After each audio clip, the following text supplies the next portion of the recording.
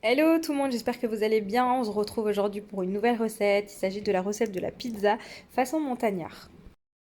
Dans un premier temps, on va réaliser la pâte. Donc pour réaliser la pâte, il nous faut 500 g de farine, 50 g d'huile d'olive, 10 g de sel, 300 g d'eau. Il nous faudra un sachet de levure déshydratée ou 20 g de levure fraîche. Pour la réalisation de cette pâte à pizza, rien de plus simple. On va mettre l'ensemble de nos ingrédients dans la cuve d'un robot, donc soit un robot pâtissier, enfin quelque chose qui pétrit. Vous pouvez même réaliser la pâte à la main sans problème. Et ensuite, on va pétrir quelques minutes jusqu'à obtenir une belle pâte.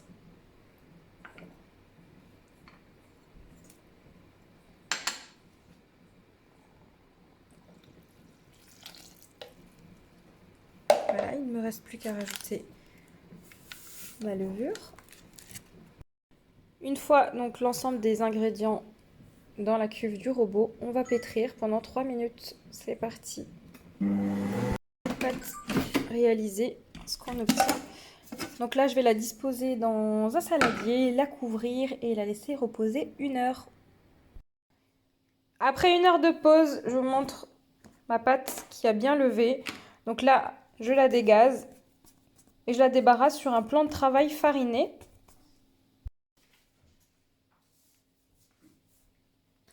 Donc la pizza, la pâte à pizza, c'est vraiment la seule pâte qu'on va abaisser vraiment dans la farine pour lui apporter tout le moelleux. Voilà. Et là, je vais pouvoir diviser ma pâte à pizza en 4, donc pour en faire 4 moyennes pizzas. Voilà, après, si vous voulez choisir un format plus petit de pizza, par exemple des petites pizzas individuelles ou autres, n'hésitez pas. Voilà, donc là, j'ai ma belle pâte à pizza. Je viens juste diviser en 4. Voilà, donc là, je divise. Et avant de commencer à abaisser ma pâte, je vais la laisser reposer 10 minutes. Je le temps en fait d'activer la levure à nouveau. De cette façon-là, on va pouvoir abaisser plus facilement notre pizza et ne pas avoir une pâte qui se rétracte quand on voudra l'étaler sur notre plan de travail. Voilà. Donc très important, vous devez vraiment avoir de la farine sur le plan de travail pour éviter d'avoir une pâte qui colle. Donc quand on forme nos boules, on fait une belle couture pour éviter d'avoir une pizza qui se déchire à la cuisson. Voilà. Donc je fais ça pour l'ensemble de mes pâtons. Une fois nos 10 minutes passées, on va venir abaisser notre pâte à pizza. Donc personnellement, je n'utilise pas de rouleau à pâtissier.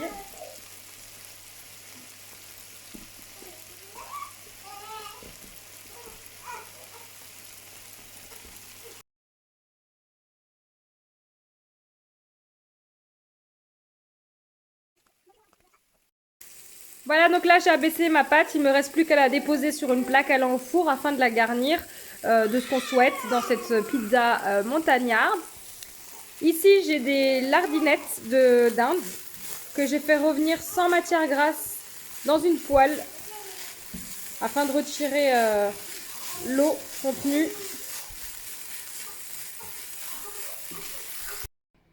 Voilà, ici j'ai abaissé l'ensemble de mes pizzas. J'aime toujours les abaisser et ensuite passer à la garniture pour l'ensemble de mes pizzas. J'ai préchauffé mon four à la température maximale de mon four. L'idéal serait 300 degrés. Alors ici, moi j'ai un four qui va à 275 degrés, un autre à 250 degrés. Voilà, donc on va les faire cuire dans un four très très chaud. Donc pendant quelques minutes. Donc on passe tout de suite à la garniture. Donc pour la garniture, ici j'ai de la crème fraîche épaisse. Donc je vais prendre 2 cuillères à soupe de crème fraîche épaisse. Voilà. Comme ceci. Avec l'équivalent de 2 cuillères à soupe de boursin cuisine. Et donc on va mélanger le tout, ce qui va nous donner notre base. Donc franchement, Les pizzas sont vraiment excellentes grâce à ce boursin cuisine ail fines herbes. Je vous recommande vraiment de suivre cette recette à la lettre et vous verrez que ça sera excellent. Voilà, 2 cuillères à soupe. Là, je vais mélanger le tout.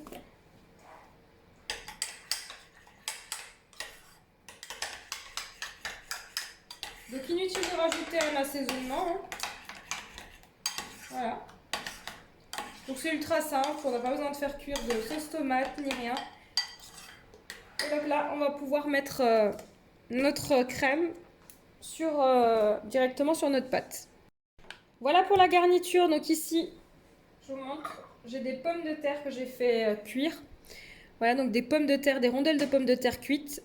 J'ai ici l'équivalent d'un demi-oignon que j'ai coupé très finement à la mandoline pour éviter d'avoir à les faire cuire à la poêle.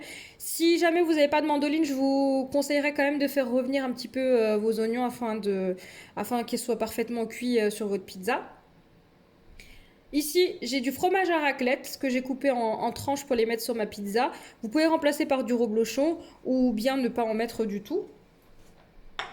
On va avoir besoin de fromage spécial pizza que vous pouvez remplacer par de la mozzarella râpée si vous le souhaitez. Et enfin, des lardons que j'ai fait ici revenir à la poêle. Facultatif, vous pouvez également mettre sur votre pizza des olives noires. Donc c'est parti. Je viens prendre ma crème. Donc, je viens l'étaler sur mon fond de pizza.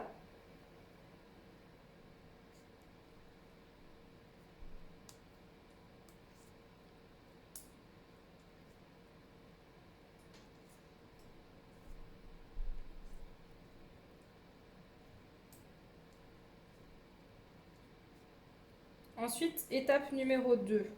On va tout de suite mettre le fromage, donc spécial pizza.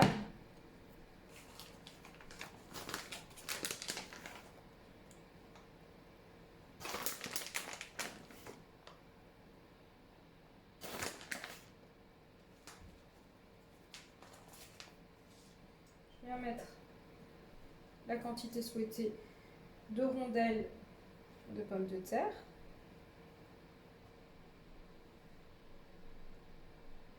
Voilà. Je viens rajouter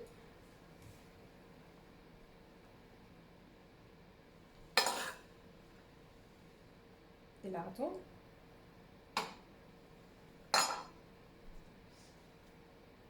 Du fromage à raclette.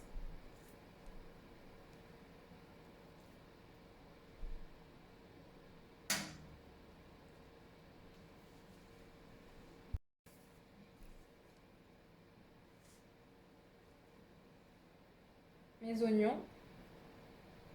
Donc pareil, encore une fois, les quantités désirées selon les goûts. Nous, on aime beaucoup dans la famille. Ensuite, quelques olives noires. Voilà, il ne me reste plus qu'à enfourner pour quelques minutes de cuisson.